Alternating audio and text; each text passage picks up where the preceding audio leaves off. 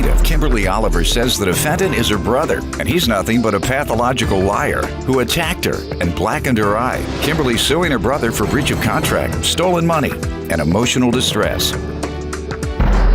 Defendant Kurt Bland says Kimberly has a drinking problem, and he insists she's the one who assaulted him. Kurt's countersuing for personal property and emotional distress. Start with you. I love my brother, but he has always taken advantage of me my whole life. I've just always gave him money, gave him a place to live. He's always, I've always taken him in. What do you say about your relationship with your sister? Your Honor, I have a great relationship with my sister. I know you do. I know you do. If she gives and takes care of you like that. Correct. Well, I have carpeted her home. I'm in the floor covering business. I have gave her appliances. I love her children, my nieces. So it's been give and take all the way? She has a drinking problem with a bipolar drink. And one day her lips are red. The next day they're orange. The darker the color, the more wilder she is. She's drinking these bipolar drinks, and her personality has changed a whole lot. Is that the one with the caffeine and the alcohol? Caffeine, ginseng, taurine. So she don't know if she's coming or she's going. Yeah. I mean, she's out there now. And they said it's very dangerous. They are prohibiting it in some states. And she's getting them off the shelf as quick as she can get them. What's left? They're selling. But have you helped her throughout your life as she alleges to have helped you? Very much so, Your Honor. I have. So it's been a trade-off, ma'am. No, Did he lay carpet on your floor? He is a pathological liar. Everything he said is not true. He smokes pot. He smokes pot every day of his life and drinks. All right, let me allow her to talk about the contract that you allegedly breached and the stolen money, ma'am. Okay, I was going to start out with him hitting me and blacking my eye. When? Okay, this is on March 19th, 2009.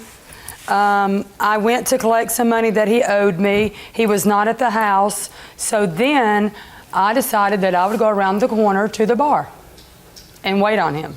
So I had a few drinks, shot some pool, hung out with some friends. And then next thing I know, he comes into the bar and he's really upset. I don't know why. He had an attitude. So then he throws my drink in my face, insists that I leave. So I didn't want to make a scene in the bar, so I left with him. We went back to the house, my house that I grew up in from age 5 to 18.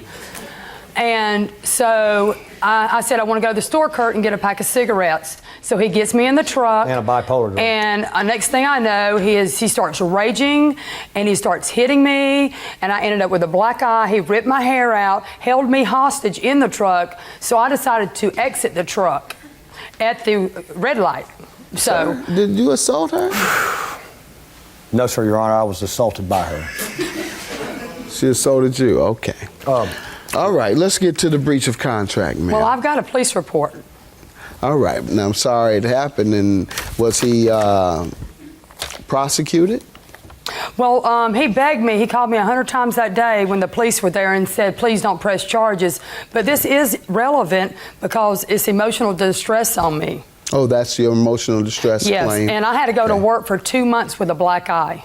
Go ahead, ma'am. Tell me about the breach of contract. Okay, on 6/13/2010, it's a Sunday, he calls me and he said, Kim, my transmission went out on my truck. And he goes, Kim, if you could rent a U-Haul, that would help me out. And he says, I'll pay you $30 a day.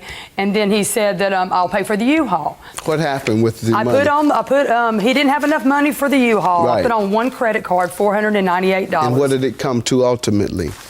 Well, he stole the U-Haul. I couldn't get it back. He kept the U-Haul. They had to confiscate it. The people at the U-Haul had to come get it. And then they charged you how much?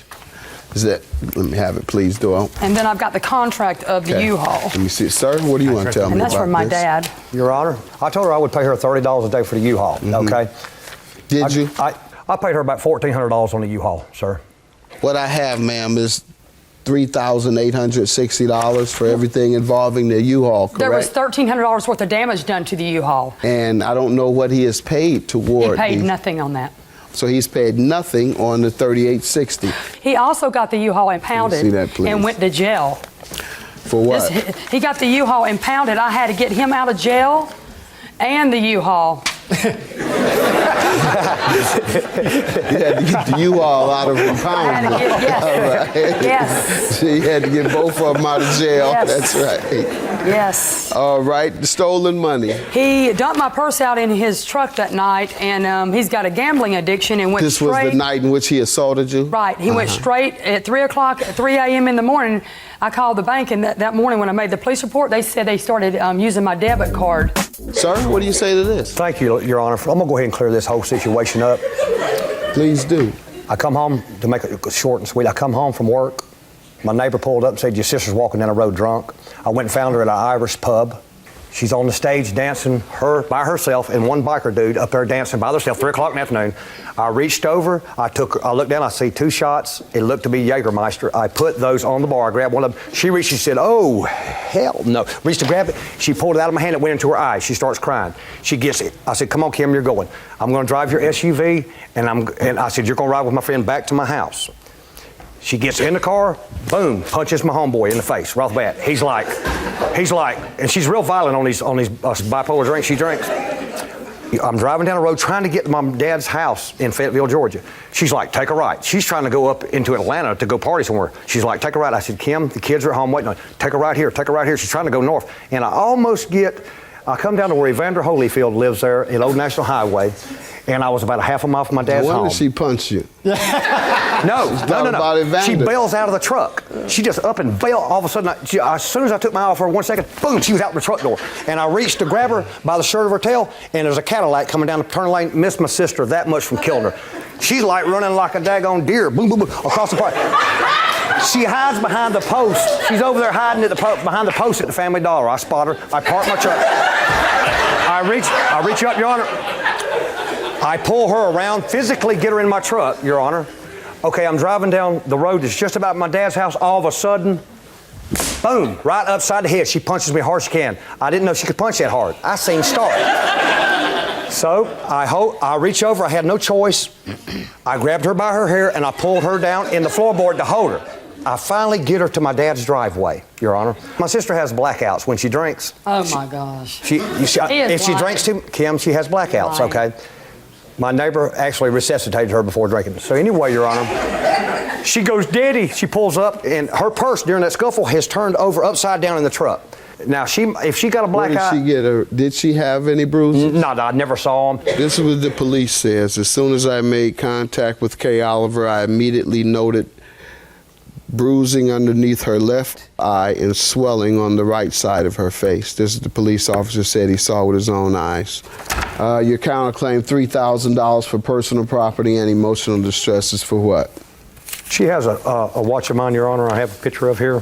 How did she come about the watch? I entrusted her to hold some of my jewelry. She took it home. I've yet to see it. She said it's in her safe deposit box. Watch here, so I'm not going to pay her. Okay. I've got the watch right here. There it is. And he gave me the watch to hold. Looks like a sharp watch. Is that a Breitling from here? It's a Techno Swiss, Your Honor. I have a picture.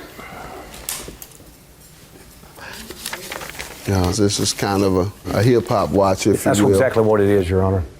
Also, Your Honor, I would like to know that he went You to want to let jail. him have his watch back now? Yes. Can Doyle hand it back? All right.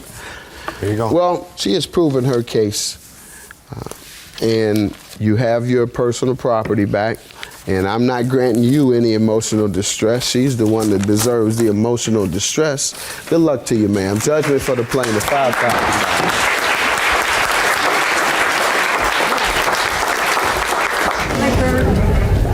You're my brother, and it's time for you to grow up. You're 47, and I want you to get your You're my life sister, straightened out. and I want your lips. And I am not an I want your lips to be colored with lipstick instead of You are an drinks. alcoholic and a pothead, and I want you to grow up. You are a liar. Love you. I love you, baby. Love you. Okay. Liar.